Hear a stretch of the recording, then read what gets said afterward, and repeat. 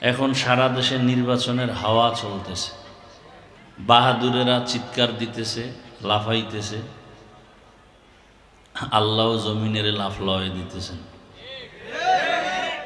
আল্লাহ বুঝাইতেছেন তোদের বাহাদুরি করার সুযোগ নাই, জমিনে বাহাদুরি চলবে আমি আল্লাহর, আর কারণে যারা বাহাদুরি করবে এদের বাহাদুরির মেয়াদ মুহূর্তে ধ্বংস হয়ে যাবে। আল্লাহ এগুলো কেন দেন? জমিন কাঁপতেছে, ভূমি ধস, ভূমিকম্প, আগ্নেয়গিরি, বিভিন্ন দেশে দেশে হাওয়ার বাতাসের সাথে আগুন,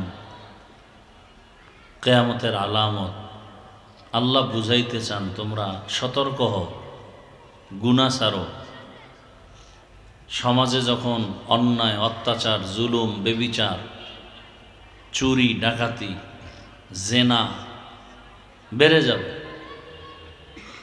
তখন এই গজবগুলো আসবে। এমন এমন অন্যায় আমরা শুনি, দেখি যে এই বর্বরতার যুগ, এত কঠিন অপরাধ হয়েছে কিনা সন্দেহ।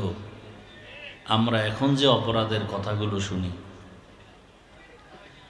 একটা বাবার সামনে মেয়েকে ধর্ষণ করা হয়, আমার দেশের খবর। তাহলে কতটা নিকৃষ্ট হয়েছে মানুষ।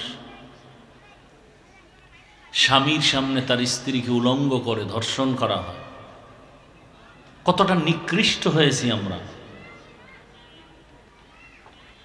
মানুষের গলায় টিপ দিলে মরে যায়, এর আবার পাথর মারতে হবে কেন?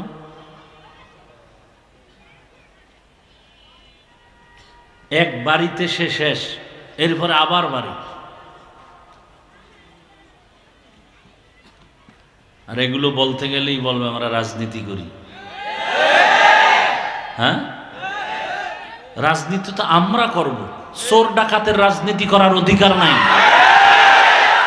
কোনো বদমাস, কোনো লুচ্চা, কোনো চরিত্রহীন, কোনো খুনি, কোনো ধর্ষক রাজনীতি করার অধিকার নাই।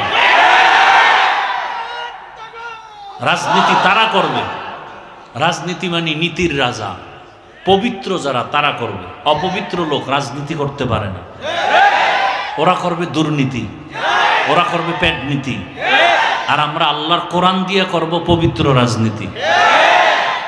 আর কোরআনে যদি রাজনীতি না থাকে করব না। আমরা কোরআন মানি, ইসলাম মানি, ইসলামে যা আছে তাই মানি, ইসলামে যা নাই তা মানি না।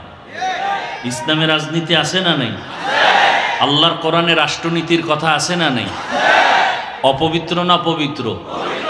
তাহলে আল্লাহর কোরআন আপনারা বেশি মানেন না আমরা আলেম ওলামারা? অতএব ওলামায়ে কেরামকেই রাজনীতির ময়দানে সর্বোচ্চ ভূমিকা রাখতে হবে, না হয় চোর ডাকাতকে কন্ট্রোলে নেওয়া যাবে না। আল্লাহ হেদায়েত দান করুন।